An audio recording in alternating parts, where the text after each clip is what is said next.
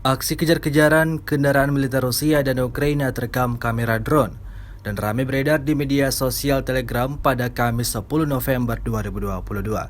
Dalam keterangan unggahan disebutkan angkatan bersenjata Rusia menyerang kendaraan Humvee Ukraina saat pasukan Zelensky mencoba menyerbu area wilayah pemukiman yang dikuasai Rusia. Karena geram, pasukan Rusia langsung melancarkan serangannya hingga terlibat aksi saling kejar-kejaran.